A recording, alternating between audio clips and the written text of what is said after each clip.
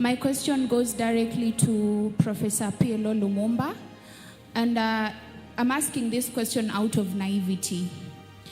Now, democracies are known to be derailed, or rather destroyed, through military coups or coup d'etats. But another way to destroy democracies is through the erosion of institutions.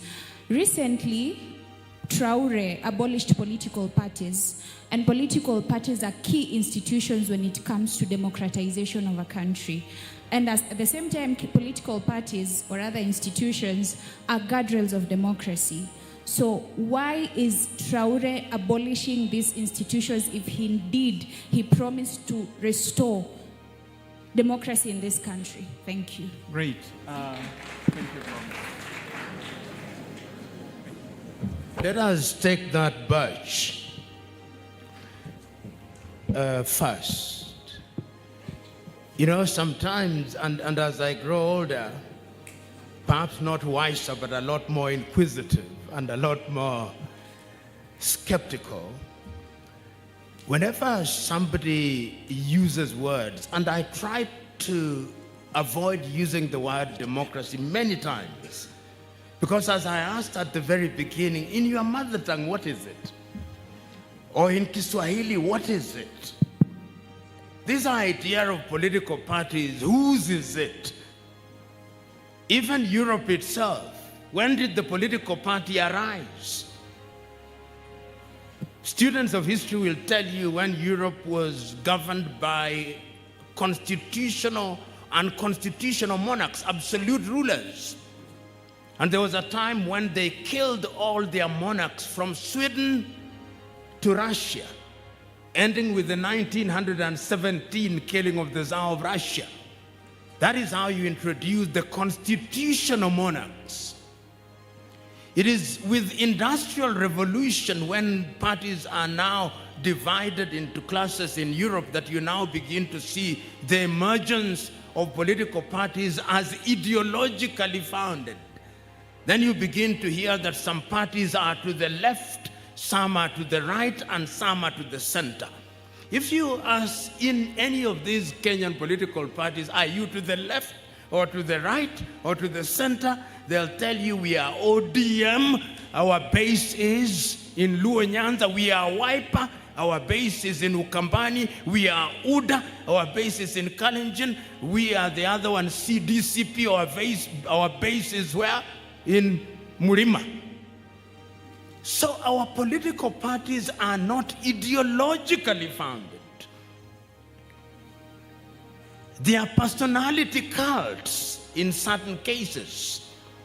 And when we were doing the Constitution, one of the things that we proposed in order to institutionalize political parties is to give them political parties fund. We thought that that would help them to create structures. And that has not happened. So the question that I want to ask you, are political parties a solution to the Kenyan or African problem? In the Democratic Republic of Congo, there are over 233 political parties. In Kenya, I believe there are over 60 now, and the ones waiting registration are possibly in their 30s. That is the first question that I want you to ask. I'm just giving you this so that you may think. In the 1960s and 70s, we thought that because of multiple ethnicities, we should have single parties. That is why we had KANU in Kenya, saying it was a single party. We had TANU and Afro-Shirazi in Tanzania, which became Chama cha Mapinduzi. We had MPLA in Angola. We had Frelimo in Mozambique. We had UNIP in Zambia. We had Mouvement Populaire in the Democratic Republic of Congo called Zaire. Then we discovered that all these single parties also became dictatorial.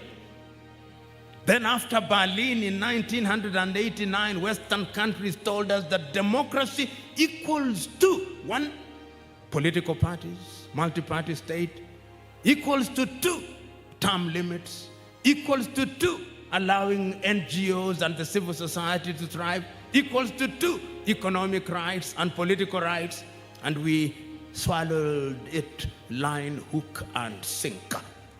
Are we the better because of political parties? I want you to look at Kenya. Since we reintroduced multi-party politics in the 1990s, tell me, which political party or which presidential candidate has ever contested an election in the same political party in the succeeding election? None. Of all the major politicians, and I will not name some of them, but you know them, they have belonged to no less than 13 political formations in the last 20 years. 13 political formations. What is their fidelity to the party?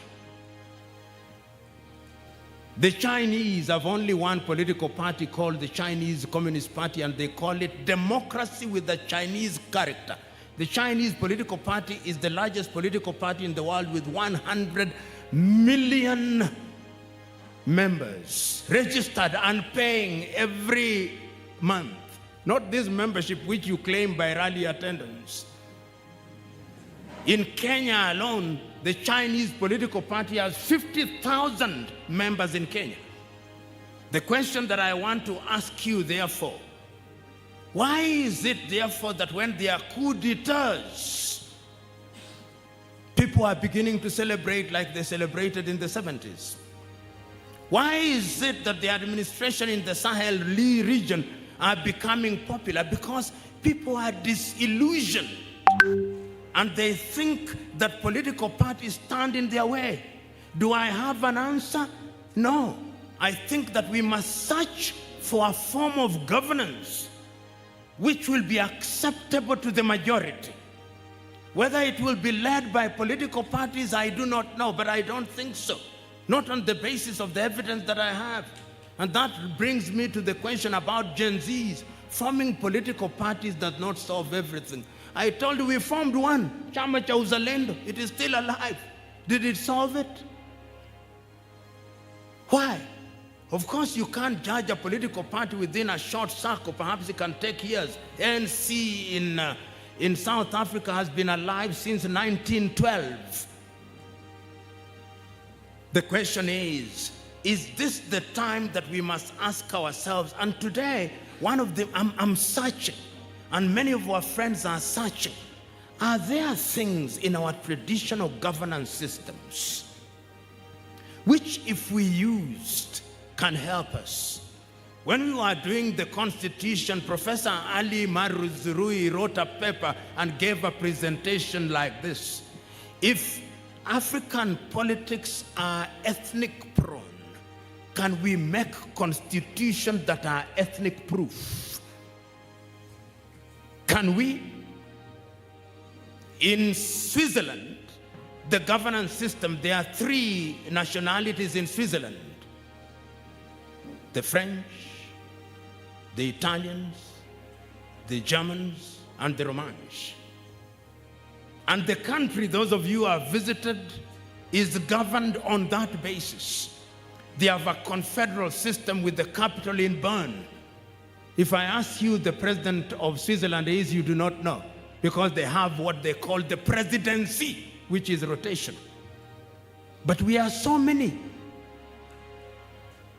If you listen to Kenyans, even when they are in political party, the same political party, the same, which you think that what binds them is ideology. But within that same political party, people are still talking tribe. Our son, our daughter. It appears that the jury is still out as to whether the political party is the avenue. And I want to hear what my good friend Barack Muluka talks and says about this. The question of instability. Our nations, the post-independence African nation, is still very young and unstable. The oldest post-independence country in sub-Saharan Africa, barring Egypt, which is 1922, and including Sudan, which is 70 years since she regained her independence in 1956, 70. Ghana, 69. We are still grappling with many of these things. And they are both internal contradictions and external pressures. So we are unstable. We are navigating some of these things. It is our duty to be in a state of constant search. And I heard Dr. Mulukas reminding you of the statement by Winston Churchill, where he said that democracy is not the best form of governance as he described it, but he has yet to find one that is better. He was talking about Western Europe and former colonies. Look at what is happening now in China. How are they governing themselves? He's a Chinese character. Look at Vietnam. Look at Laos. Look at Cambodia. Look at Thailand. Look at India. Look at Indonesia. It's not that they don't have problems. Is there something that we can do? I leave that answer with you. Coup d'etats. In 1963, Kwame Nkrumah was addressing an audience in Accra, Ghana, and he said that the military has no role in the political affairs of any nation. But should it become necessary for the military to intervene in the affairs of any nation because the political clash have squandered the mandate that they were given, the military should only get into that space for a short period for the purpose of restoring order and ensuring that power is restored to the people who have the people's mandate. That is how I understand the Sahel. The ballot had been abused in Guinea. The ballot had been abused in Niger. The ballot had been abused in Mali. The ballot had been abused in Burkina. And that is why I support those extraordinary changes of power as a medium measure to restore the country to normalcy. And you know that since that period, Traore has survived several assassination attempts and coup attempts, one as recent as Friday, last week. So it is not as easy as we think it is. And I don't want to answer all the questions in the knowledge that my good friend Barack Muluka will say some. But I want to comment just on two things. Involvement. In 1997, there was something called the IPPG.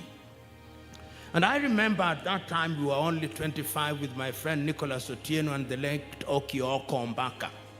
And we created a movement called Modern, Movement for Dialogue and Nonviolence.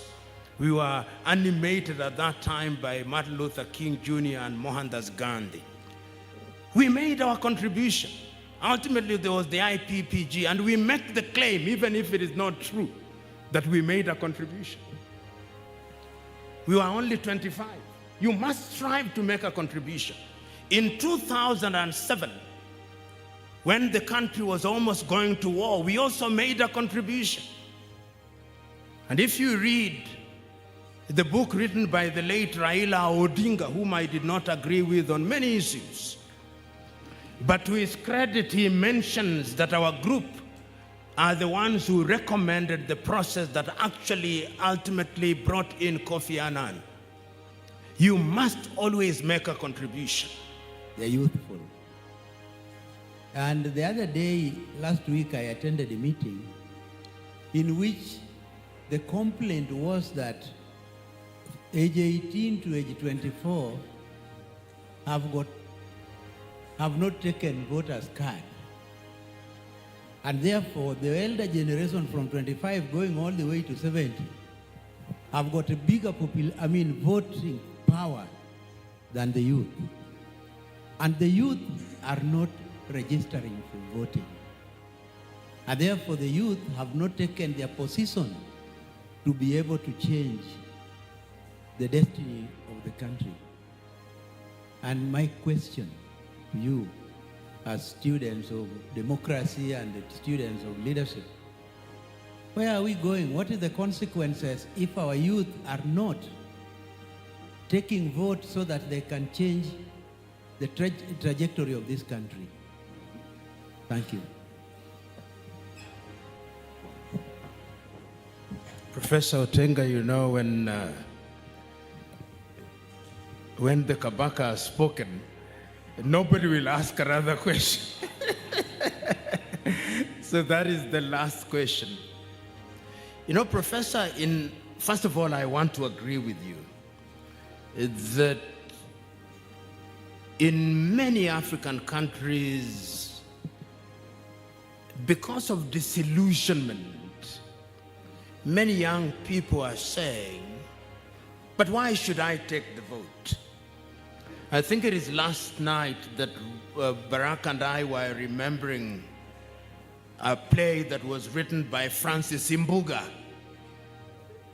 Betrayal in the City.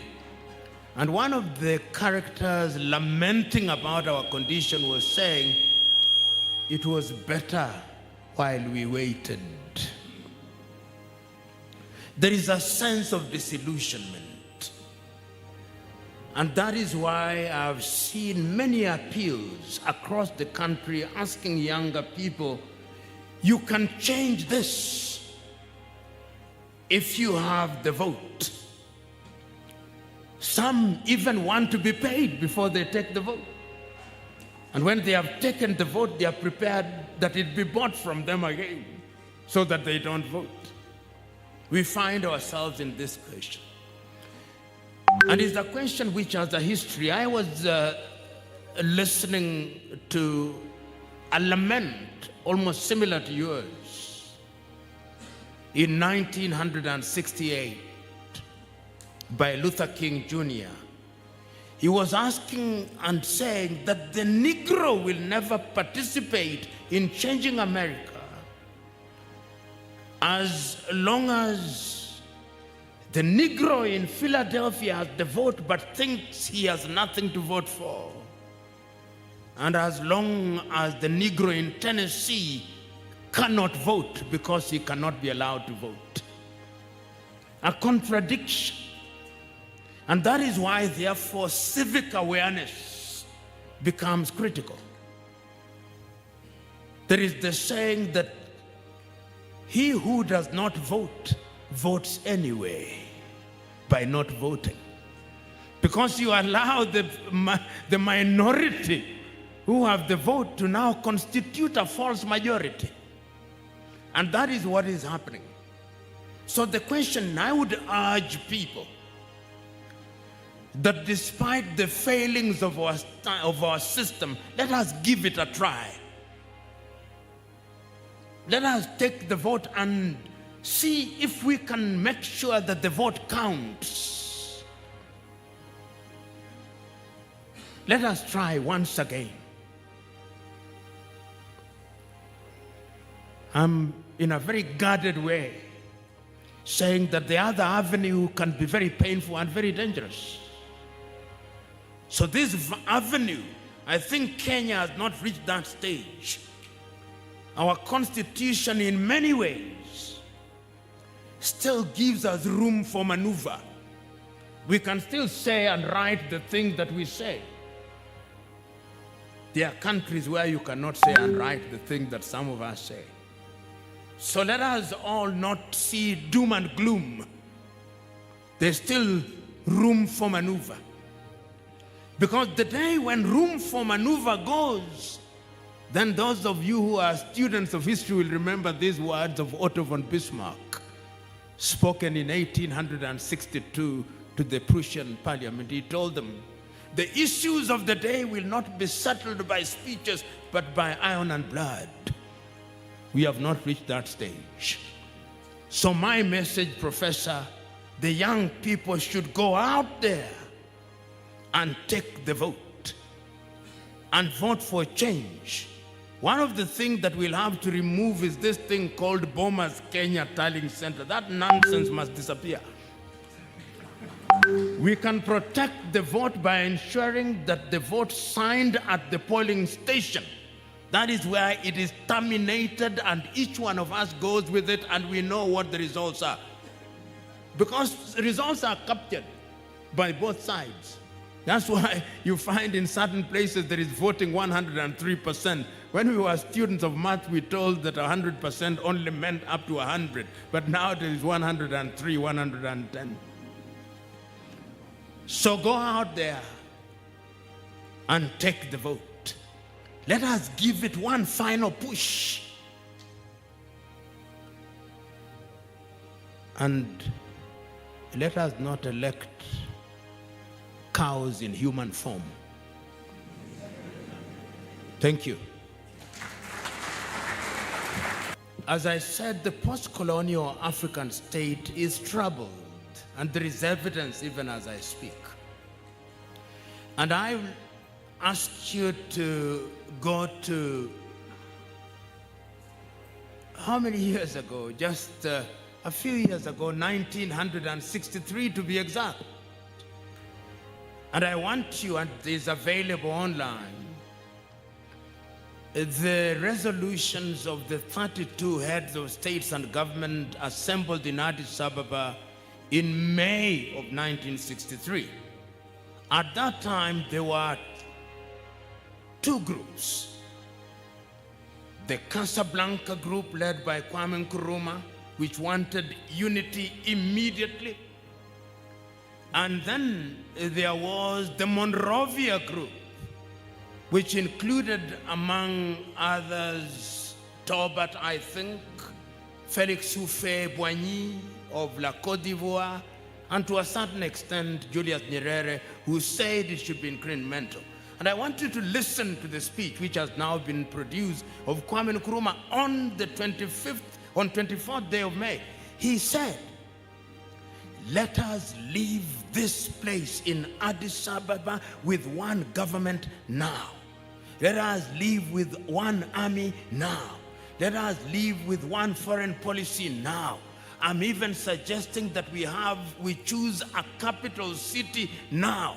I'm recommending Leopoldville because it is central. It is now Kinshasa, but it may be changed. And then he went on to say, if we don't do that, we are each going to get used to our individual countries, and it will be more difficult.